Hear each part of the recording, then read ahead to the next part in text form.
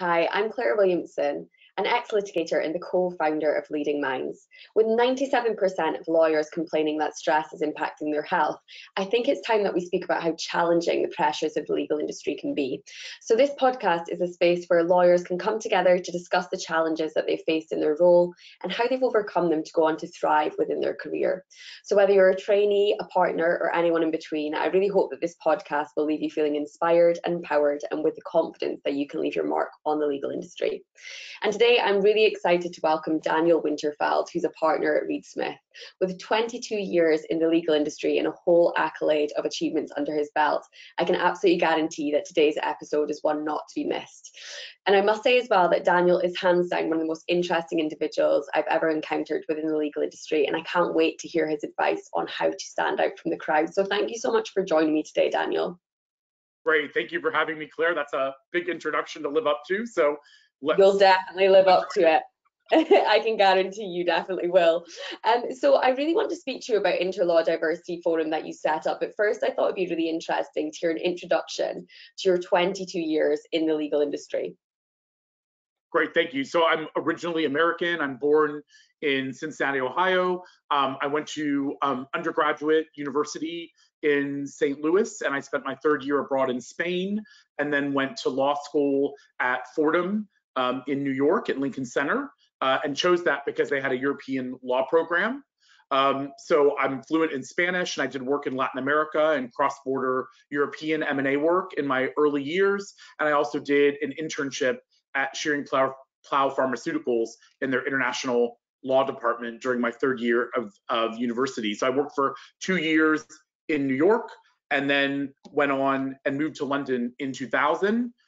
Again, because I had done my European law program, I did a 6-month clerkship at the European Court in Luxembourg, and was really interested in pursuing that kind of cross-border international aspect of my career. I got a job at Weil Gotshal in London in 2000 after working on Wall Street for 2 years and doing my clerkship or stagiaire at the European Court, and said, oh, I'll go to London for a year or two and then see where my next stage is. And 20 years later, I am still in London. As you said, I'm a partner in Reed Smith. I do global capital markets. So my early years of work were doing corporate work, everything from basic corporate work to, as I said, cross-border M&A. When I went to Weil Gotshal in 2000, they started training me on capital markets. And from 2005 forward, I've specialized in only capital markets from the London and international perspective. Fascinating. I'm sure there's so much more we could go into depth in, in terms of all the kind of details. But the thing I must say that I really love about you personally is that you have personality and you let it show. And I think that's such a rare thing in the legal industry that I definitely felt as a trainee and a junior member of the team, that I really had to kind of find that balance of towing the line between being comfortable being myself, but also, being really kind of creating this perception of myself as a lawyer as well. And I just kind of felt a little bit constantly torn in a way, I must say, because as you know, I worked at Slaughter May. I wasn't typically from the kind of Slaughter May background that I trained at Aberdeen University, and then went into Slaughter May. I hadn't really been around people of that magnitude before, and I found it really difficult, kind of balancing act. And I just wondered if you had any tips for trainees or junior members of the team, or anyone completely within the legal industry, as to how to find that balance of being yourself and being really comfortable with what you're about and what's important to you, whilst also kind of progressing your career. Yeah, look, I think it is definitely a balancing act. That's a great way to describe it, because I do think, look, at the end of the day, the legal profession is conservative and traditional. We've chosen a profession. I mean, unless you're going to work at a very small, boutique firm or a chambers where they do, international human rights. If you're doing, corporate work, or you're working at a large firm or many medium-sized firms, you're going to find that there is a prevailing culture. And I think it is really important that we learn to adapt ourselves. So I think you do have to, to a certain extent, learn to fit in to the profession that you've chosen. And my mentor, who I talked about working at Schering-Plough Pharmaceuticals, there was an amazing man there named Bert Hunter, who ran the international law department when I was there. And Bert was amazing. And when I worked there, he would take me for these walks.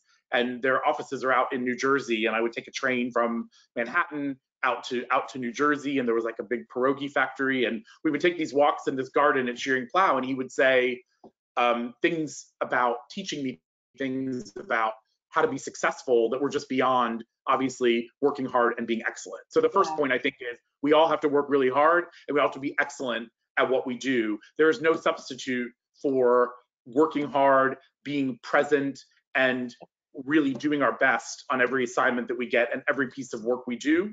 But then I think secondly, you have to start filling in about, what it is you're there for and why you've chosen this career.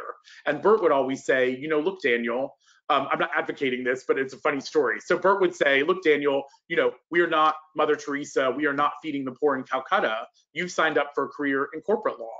And he would say, last year, I pulled down, $1 million plus. And he's like, if these guys want me to show up in a chicken suit and shine their shoes, you know what?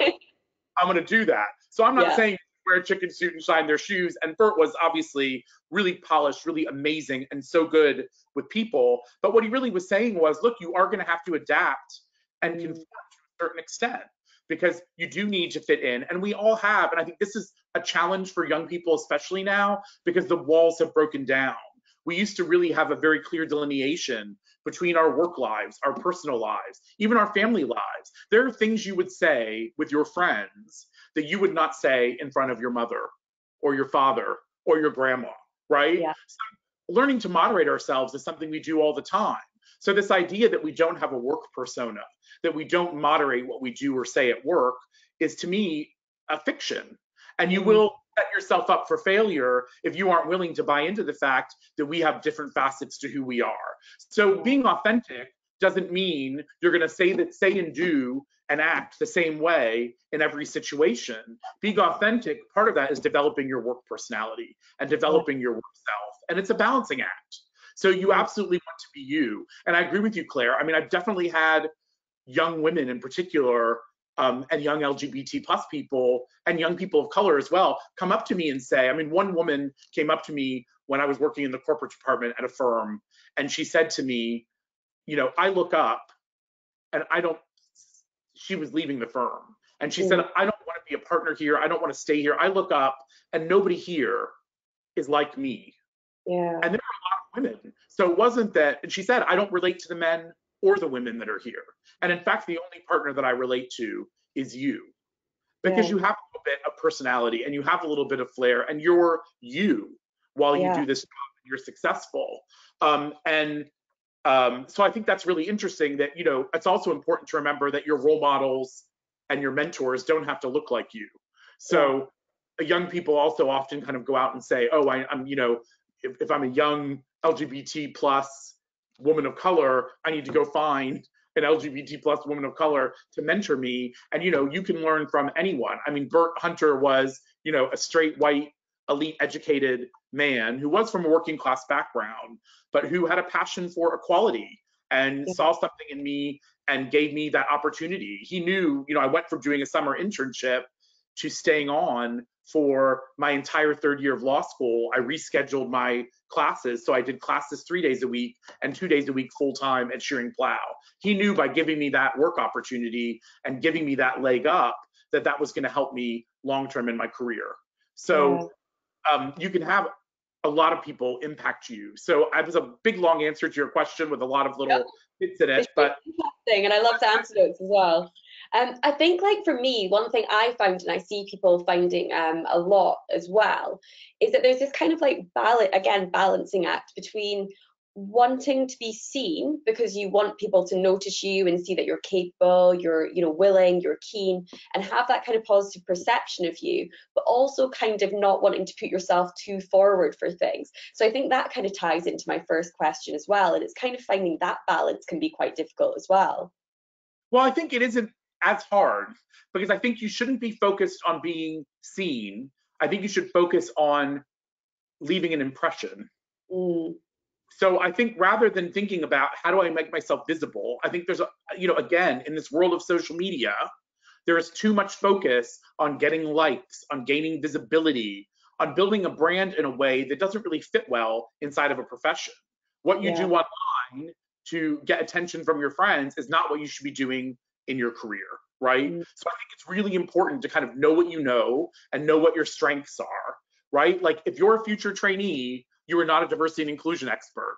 You are not a Mm. legal sector expert. You are not a speaker, unless you're going to talk about what it's like to be a law student. So you have to Yeah. kind of know what you know and know what you don't know. And even if you're inside the profession, if you're a trainee or a first or second year associate, you can't be an expert. It takes 10 years to become an expert. But it's important to know what you know. If you want to speak on the individual trainee experience, that's what you know. Becoming an expert means you know beyond the individual experience, and you Mm. know what's going on sector wide. So maybe if you're running a group for trainees and you've got 500 trainees that you know and that you run a network for, then you could say, I'm an expert on the trainee experience. But absent that, you need to kind of know kind of what you know. And then I think when you want to stand out, what you should be thinking in a room is, when you're sitting in a meeting, is not, should I speak up or what do I say? In the very beginning, what you should be doing is taking notes, Yeah. being present. I think people often are not present anymore. They're constantly on their phones. They're constantly checking emails. When you're in a room, when you're with a partner, when you're with an associate you're reporting to, when you're with a client, be present. That will make you stand out from everyone, because these days so few people are. But also, you're giving yourself the gift of actually learning. If you're not fully checked into that experience, you're not going to be able to learn and take away from that experience. But if you are present, if you are paying attention, and for example, every meeting you go to, you take notes, you type them up, you send them off to everyone, that alone will make you stand out. So I think Yeah. the issue is wanting to stand out. It is competitive from day one. The minute you walk into a law firm, you're competing to get that qualification. You're competing to be a partner one day. And we know Mm. statistically, if you're diverse or socially disadvantaged, that you are going to have a much harder time getting to the top. So what you need to do is overcome those barriers, but also unlock all the upsides you can. It is Yeah. within everybody's reach to put your phone down when you're in a meeting. It's within everyone's reach to take notes and then type them up and send them around after a meeting, or make a summary. All of that stuff you can do kind of to impress. And even when you're doing basic tasks, really embrace that. I mean, in the old days when we did due diligence, you'd walk into a room, with 100 boxes and have to go through thousands of documents. And you could either approach that as the worst task humanly imaginable. And sometimes if it was an M&A deal and it was slightly contentious, that room might be like windowless with water leaking from the ceiling and one dim bulb in the corner. But generally speaking, they're now electronic and they're online. But really, when you read through and you do that basic task, that is a gift, because you can learn about a company from top to bottom. If you read through all the board minutes for a company, that is the decision-making body where every key issue is addressed and discussed and recorded. You then go through all their leases, and you will learn about how leases work, how that company models their leases, what terms are standard, what terms have been negotiated. So the most small task in law can actually be an opportunity to be learning and absorbing. So I think the way to stand out is by being that person who's present, being that person who's paying attention to detail, being that person who's kind of showing excellence in their work ethic and real service to the firm and to clients. That will Yeah. make you stand out. That will help you build a brand. I don't think it's about launching a podcast as a first year, right? And there are people who are talented who have something to contribute, but what most people should be doing is looking to build their craft. And if you also want to stand out and build a brand as a junior associate, what you can start doing is, developing, one or two areas of focus. When you qualify, if you know where you're working, you could start looking for sectors or products that you focus on. You could start co-authoring articles with partners you work for or associates you work for. Approach them and say, why don't we write an article on this? Read the news, look for developments, offer to write client alerts. Those are great ways for you to be building your brand and showing that you are contributing value, and that will also make you stand out. Yeah, I think that's such good advice. I really do, and I think when you were saying about the the kind of due diligence, it really gave me some flashbacks of all that document review I did as a trainee and as a junior member of the team as a litigator as well. I spent a lot of time doing those tasks, and one thing that keeps coming up time and time again when I'm recording these interviews and you kind of touched upon it as well, is that kind of growth mindset. So seeing everything as an opportunity to learn, to grow, rather than maybe getting sucked into the negatives of that partner didn't even notice I was in this meeting, or, you know, all of these things, instead thinking, right, what can I take from this situation? How can I utilize it going forward? So it keeps coming up time and time again, is that kind of growth mindset, that attitude towards everything as an experience that you can learn from to progress yourself in your career. So yeah. I mean, it's important. I mean, look, I mean, I really think sometimes if you're sitting and something's going really wrong, that's also a learning experience. So rather than focusing on being upset or being angry, what you can focus on is, you know what, I'm going to take this away and learn from the negative example that's in front of me. And I mean, you know, that's a way also to deal with difficult people. I mean, look, inside any profession, anytime you're dealing with groups of people, there's going to be people you love, there's going to be people who you think are okay, and there's going to be people who you don't get on with and you don't like. And you have to learn to look at those experiences and look at those challenges and say, what am I going to learn from this? And, you know, I worked for a manager once who was so difficult that I later on met a woman who'd become a partner who'd worked for the same person. And she said to me, every time I want to ask myself what to do as a manager, I ask myself, what would that person do? And then I do the opposite. So, you know, we would laugh about that, but the reality is you can learn. And a lot of my management style and what I do and how I operate in firms and how I manage clients, a lot of it has been learned from negative example. I've watched people do things the wrong way, you know, and I've watched people get yelled at, frankly, by clients. I've watched clients scream at partners, and I've learned, you know, how not to make your clients scream, how to make your clients happy. I want to hear more about that bit, but I won't go into baseline of success. Yeah. Don't have clients call you and scream at you. Yeah, yeah, so, definitely. You know, yeah, but please make your clients happy, and please make sure you're and it was all about communication. You know, what I was learning is these people were not communicating with clients about, you know, what the actual scope of work was, when the deadline was. You know, some of the stuff, I mean, the yelling would be, don't stay up all night and write a memo for me, right? Yeah. I didn't ask do that. In fact, I didn't want a memo. All I wanted was a yes or no answer to my question. And you could have just called me and told me that. Why did Daniel stay up all night writing a memo and then a cover note to the memo and then a cover email to the cover note to the memo? And P.S. I'm not paying for that, right? Yeah. So, you know, I really learned, like, scope work out. And that's not only respectful towards the client and will make the client happy, but it's also going to be fairer to your team. Because I'm not going to ask someone to work on the weekend or stay up all night if that's not necessary. Obviously, if a client really needs something urgently, I'm happy to stay up all night, and I still do, right? But the point is, the majority of the time, nothing is that urgent, right? I mean, we're not surgeons. No one's on a table and is going to die if we don't get something done in the next hour. So just scoping out what the urgency is, what the deliverable is. Do you want a yes/no answer? Do you want a short email? Would you like a memo? And sometimes clients do want memos or written advice to have for their files, but very often they'll say, well, you know what? I want the yes/no question, yes/no answer in the morning, and then could you follow that up within a day or two with an email or with a note for my files? So just getting to that communication is a big thing. And you can do the same thing within your firm, because really when you're a trainee or a junior associate, your clients are not just the firm clients, but your clients are also the lawyers that you're reporting to. And if you're an in-house lawyer, they know crystal clear that their clients are the people inside the business, but they also then do have responsibilities towards the clients of their corporate. But if you think about all those people as your clients and you think about what does good customer service look like, that's how you want to approach the law firm relationship. Yeah. And I think that a lot of conflict comes as well from the idea that, you know, one thing that Bert also taught me was you treat everybody with respect. Yeah. When you walk in the door and and the janitor is sweeping down the floor and the receptionist is greeting you and saying, who are you here to see? You treat those people with exactly the same respect as you treat the CEO when you walk into the CEO's office. You know, first of all, because that's just how you be a good human being. But second of all, you never know when you need that janitor to unlock a door for you, when you're at work in the middle of the night and you need to get to something and something's locked. You never know when that secretary is going to be the person who's going to open that door and get you that meeting that you need with that CEO. I mean, you also just never know where all these paths lead. So you treat people with respect. And I think what people confuse is, while we treat people with respect, we also have to respect hierarchy and experience. So while you're in a firm, you do need to know that there are, senior partners, there are junior partners, there are, counsels, there are senior associates, mid-levels, whatever part of the profession you're in, there is a hierarchy and there's a reporting chain.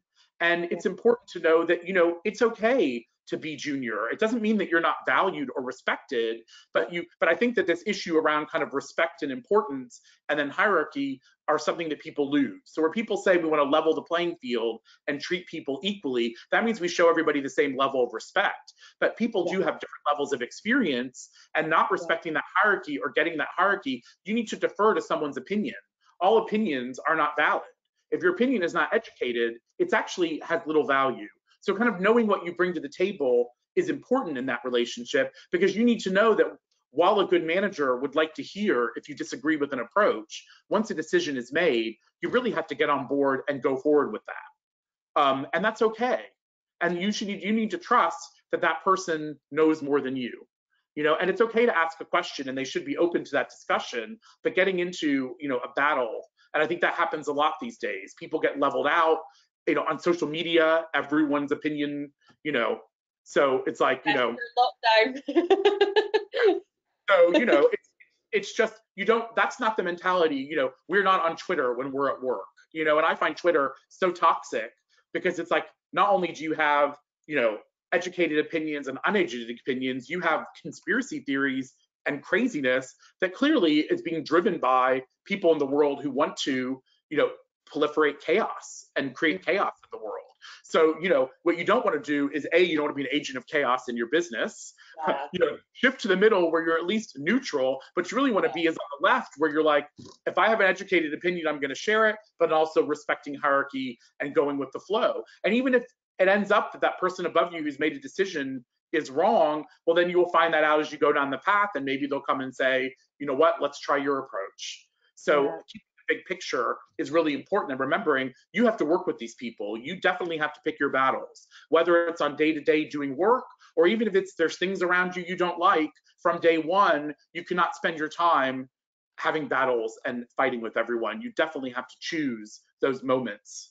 Yeah, I think there's some absolute gems in everything that you've just said in terms of managing expectations, communication, managing relationships. It's phenomenal to hear, someone of your kind of level having these discussions as well, to give a lot of people the grounding and the footing that they need to kind of find that balance within themselves.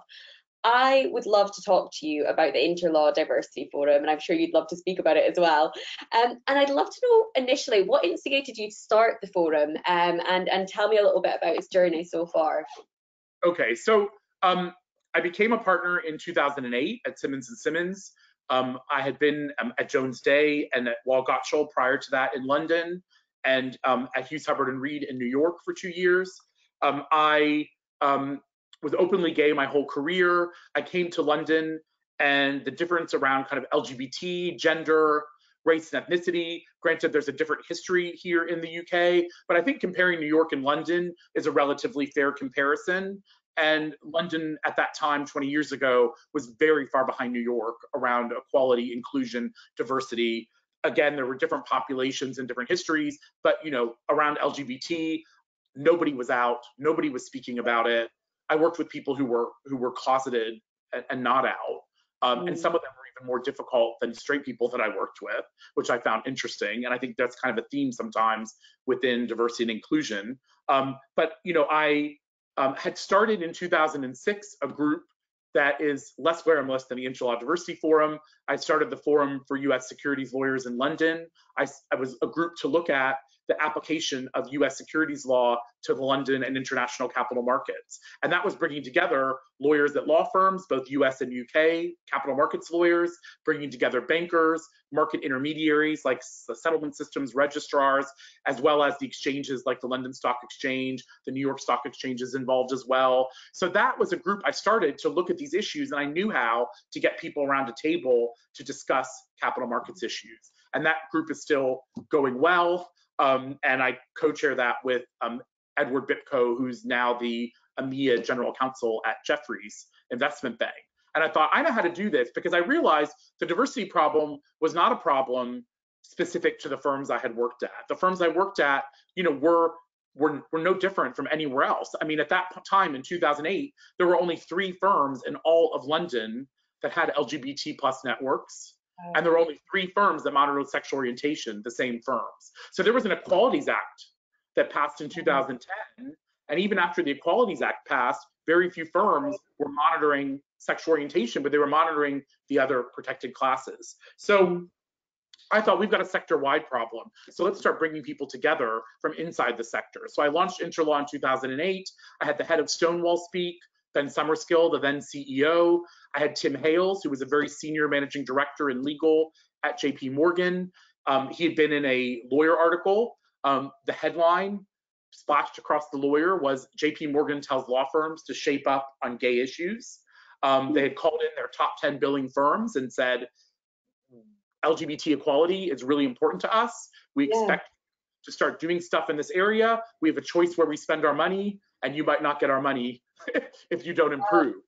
So we, so that was only 10 years ago, isn't it, as well? Like 10 years ago, it just crazy, you know, to think it's so recent. Yeah, and so they pulled in and they said, you will send a managing partner or senior partner to a half-day seminar with Stonewall, and you will start doing stuff around this. So look, I was almost answering a battle cry that JP Morgan and Tim Hales had put out. I worked really closely with Stonewall, and I still continue to work with them over the past 12 years. We launched, and I thought, well, I really didn't know anybody. I knew 1 or 2 people who were LGBT in the legal sector. And as I said, I probably knew about 6 or 7, but the other 5 were not out. So I thought, we're going to sit in a room with 10 people, and we actually ended up getting 120 RSVPs, and we had 70 people show up to the launch event. And then we did Mark Dawkins, the then managing partner at Simmons & Simmons, co-hosted a launch party with me at the National Portrait Gallery, and we had over 350 people come to that event. So we really started with a bang. We continued to grow. The opportunities just came forward. We started working with the Law Society and doing research. We did additional research with the Judicial Appointments Commission. We then did research on career progression in 2012. And that was like the big shift and change in the work that we did. And now we've grown to 6,500 members and supporters from over 300 law firms and chambers and over 500 corporates and financial institutions. We have an LGBT plus network. We have a race ethnicity network, which is almost as big as the LGBT plus network after only 3 years. We have a disability network, and we just came off doing a year initiative with the Law Society on gender, and we'll be launching a women's network later this year. And we continue to do our research and lots of other work around that, but we are really focused on intersectionality. So our research told us that not only did people who were diverse or socially disadvantaged make less money and face more barriers in their career, but also the more boxes you ticked, so the more intersectionality there was, the more barriers those people faced. So we knew that we had an obligation and a responsibility to look and explore intersectionality and look at people in a more complex way. But I think that also leads to inclusion and culture change, which is what really was our battle cry of our report, that we just didn't make enough change. Diversity 101, according to our research, was failing us. All the firms at that point had women's networks, mentoring programs, sponsorship programs, you name it, and yet unconscious bias training, and yet we were just seeing glacial change around representation of people who were socially disadvantaged or diverse, at senior levels within firms and even in-house as well, where it's better. Yeah, it's absolutely phenomenal. And as I said, I just can't get my head around the fact that this is really in the last decade, just a little bit more, that all of this has kind of came about, because it just feels so established now. And I think it's incredible that you went out with such a bang initially. And why do you think, diversity and inclusion is so important within the legal industry? Look, I think it boils down to talent. We're not light bulb manufacturers. We're not making rolls of toilet paper. What people are buying from legal service providers, whether you're at a law firm where clients are buying your services by the hour, or whether you're in-house where you're being paid a salary and you are servicing a client there, we are only as good as the ideas that we can present to clients. Clients are looking for solutions to issues, and they're looking for ways to get work done. So the better people we have, the better solutions we're giving to our clients. So the issue with talent is if we don't have the best talent, then we are not able to provide the best services. And if you believe that talent is equally distributed across human beings, so we believe that women have the ability to be just as talented as men, or people of color, or LGBT plus, or people with disabilities, or people from socially disadvantaged backgrounds, in fact, they might have even more to add. So if you believe in that diversity of thought as well, you don't want a team of 6 people who have all been to the same school and then the same university, who've all specialized in the same area, because those 6 people, as brilliant as they may be, are going to come up with, the same solution. And what you want is diversity of experience and diversity of thought around that table, and visual diversity and inclusion and social inclusion can be indicators to help you get there.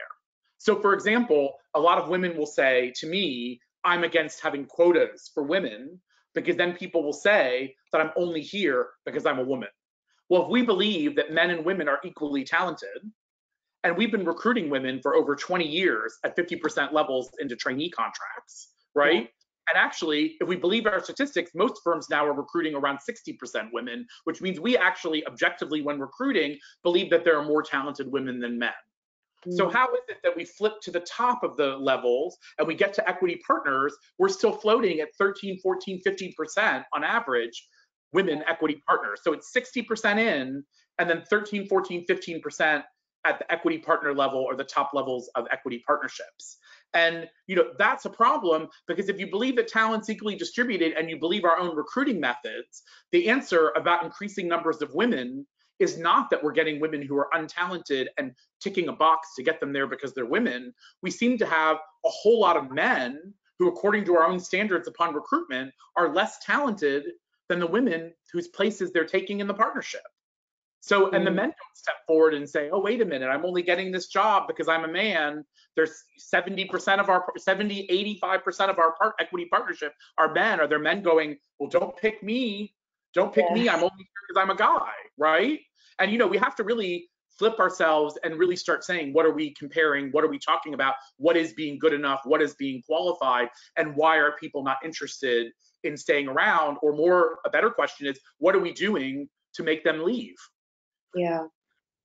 I just think it's so interesting. And one thing I would love to know as well is, how do you find the time to balance, obviously being a partner at Reed Smith, with being able to do this work that you're obviously incredibly passionate about? How do you find that balance?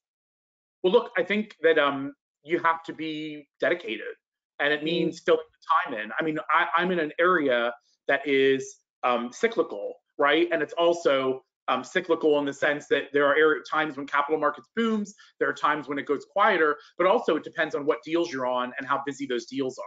So there are times when my bandwidth and my ability to work on D&I work shrinks, and there are times where I'm less quiet and I'm able to fill that time in. But it also means, using evenings, using weekends. I mean, you're going to find me on most Sundays, maybe taking a run in the morning, taking my dog to the park, and then sitting and working for 4, 5, 6 hours. And, part of that is organizing for the week in my day job at Reed Smith. And part of that is looking at Interlaw and saying, okay, what can I get off my plate? What do I need to keep moving? What do I have to prepare for the week ahead that I might not have time for? So it really takes dedication, and it takes passion. This is why I think we've been so successful for 12 years. This is why I think many other initiatives come and go, because I think it takes sustained leadership, and it takes real sustained effort and dedication. And that's just, it really is a passion of mine. I mean, I'm driven by the ability to support. I want to drive change. I want things to be more fair and more equal. And I know that the end road of that journey isn't just about leveling the playing field and opening doors for people who are diverse and socially disadvantaged. It also means making better workplaces and better cultures for every single person in the profession. It means delivering better quality with higher levels of talent to our clients. And it means the bottom line, we're going to be making more money and doing better. I really think that, we are facing a crisis within our industry. If we do not shift and change our approach, if we do not shift and change our cultures, a lot of players right now in this industry are not going to be here. And you need to keep shifting and changing and adapting. And I do think that we're slow to do that within the profession. And what you don't want to do is be those dinosaurs, because I'm sure they had a moment where those brontosauruses and those T-Rexes were thinking, we're huge, we're going to be around forever. Look how powerful and strong we are. And we knew all it took to take them down, well, depending on the story you believe, Yeah. was one comet kind of hitting the earth. Yeah. It's so interesting just hearing you talk about all of these different facets as well. I would love to know as well, how do you actually find, do you switch off? So obviously you said, it's even your weekends and your evenings are really, really kind of full of the stuff that you're very passionate about, but how do you personally switch off and find that you find that balance?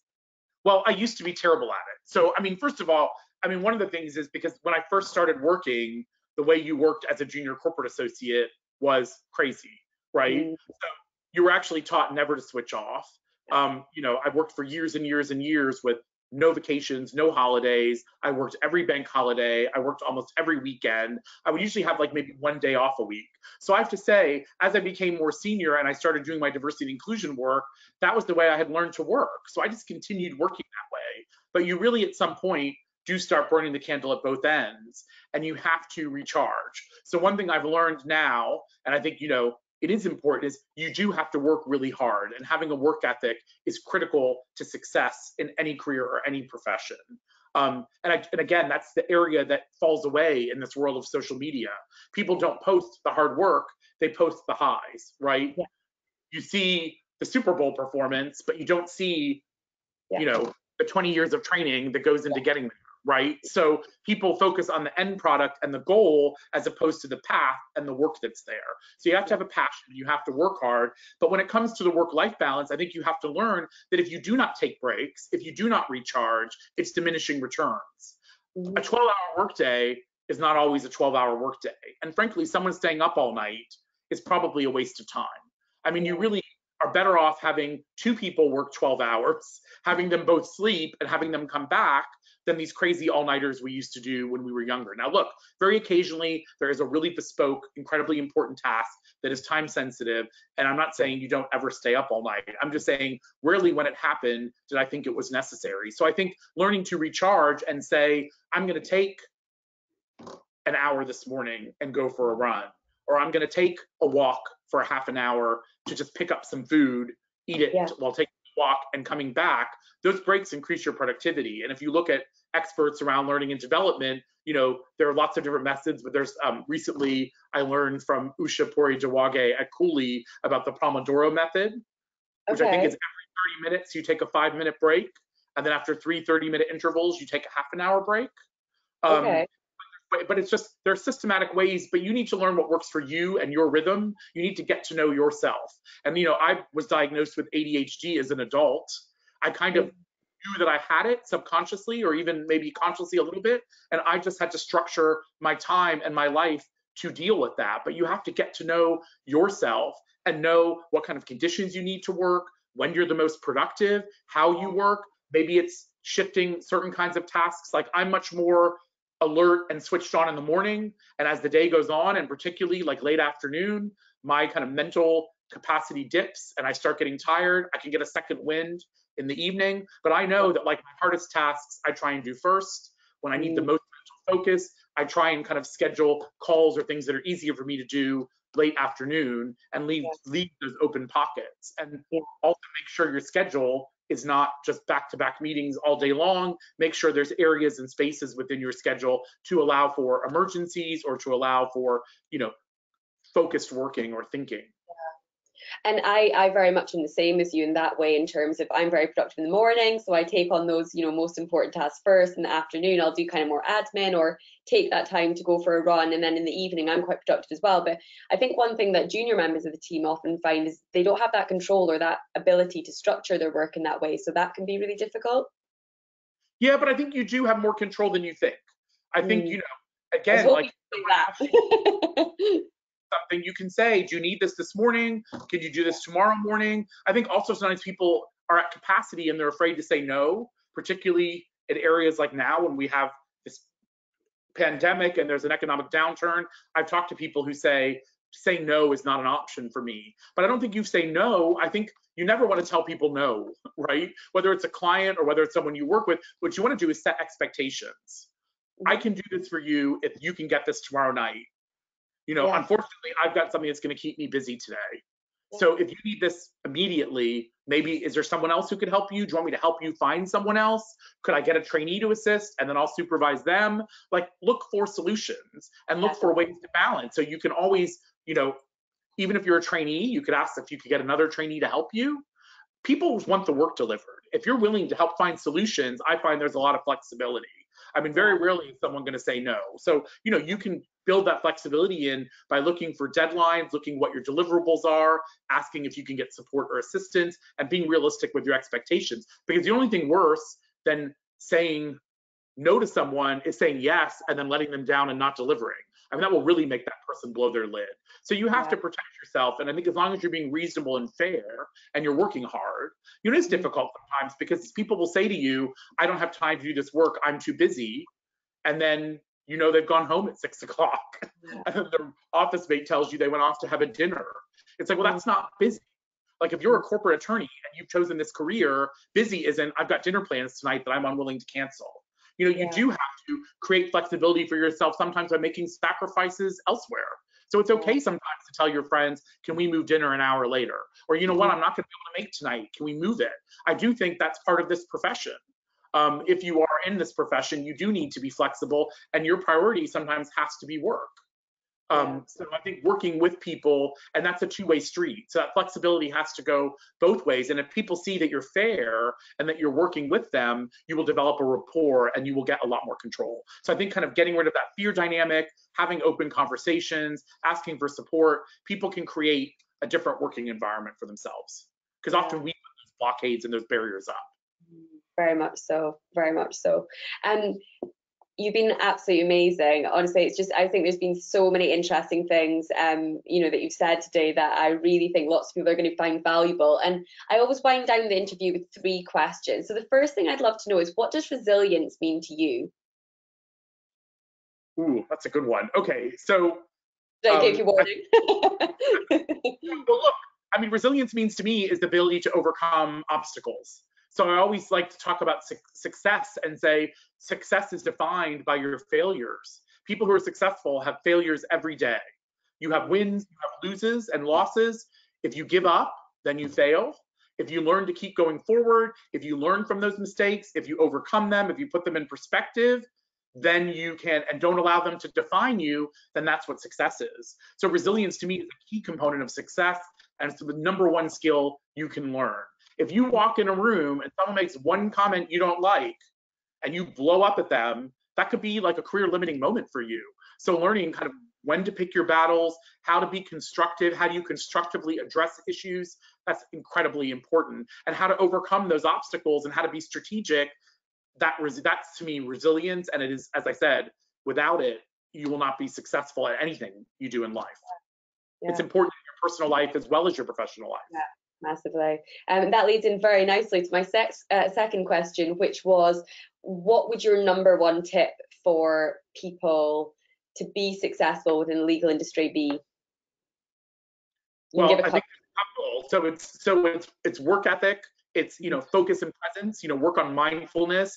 Get books like The Power of Now. The 4 Agreements by Don Miguel Ruiz. Really look at how you can be present. And then the third thing is resilience. So it is overcoming those obstacles and learning how to be a person who's going to be able to take, those negatives and turn them into positives, right? Take lemons, make lemonade. I mean, you really have to, and when people say this, but when a door closes, another door opens. So learning that sometimes failures can turn into your biggest gifts. Because, if you interview at a company and they don't like you, why would you want to go work there? If you walk into an interview and you think, oh my God, those people were homophobic or they were racist, why would you want to go work there? If they don't want you, you don't want them. And around the corner is another opportunity. So, I know in these hard times and in this pandemic and in this crisis, it's really challenging for people because they're already worried about how am I going to get a job? It's so competitive. If you have one, am I going to keep it? And just know that, things in the long run work out, right? Things will work out for you. And there are, even in the biggest recessions, business continues. There are jobs.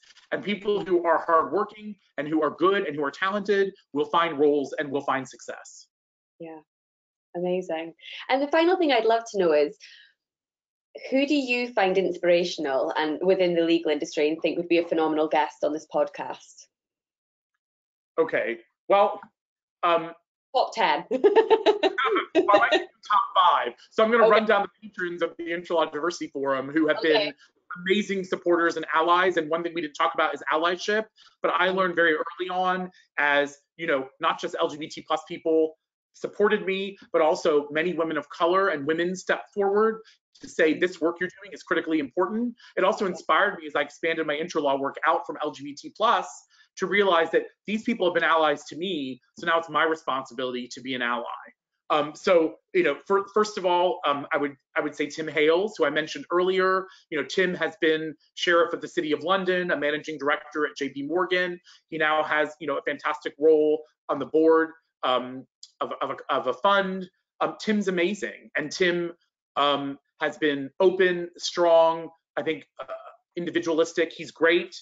My second person would be Baroness Patricia Scotland, QC, and many other things. So Baroness Scotland was the first Black woman to be Attorney General under Gordon Brown in the United Kingdom. Baroness Scotland went on to be in the House of Lords, and she's currently serving as Secretary General of the Commonwealth. She is inspiring, amazing, and she approached me and said, I know about your work. It's fantastic. I want to support you. And she's driven by the fact that we all need to be moving forward. We all need to be supporting each other. And, and then third to that list, I would add Fiona Wolf. So Fiona was one of my partners at CMS. She was also, I think, the third woman to be Lord Mayor of the City of London in its, 1600 plus year history.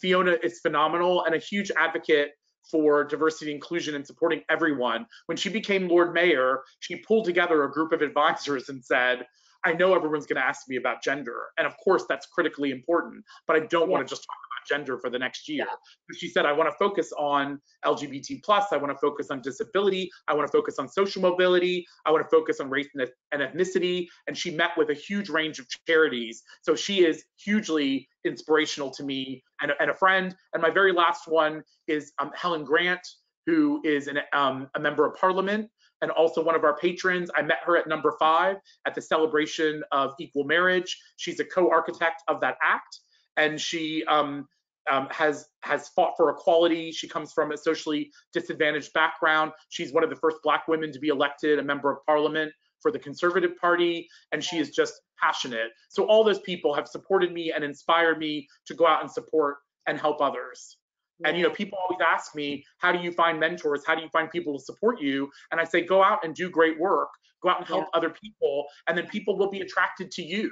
You don't have to shout to get people's attention. Your hard work and your progress will attract people to you.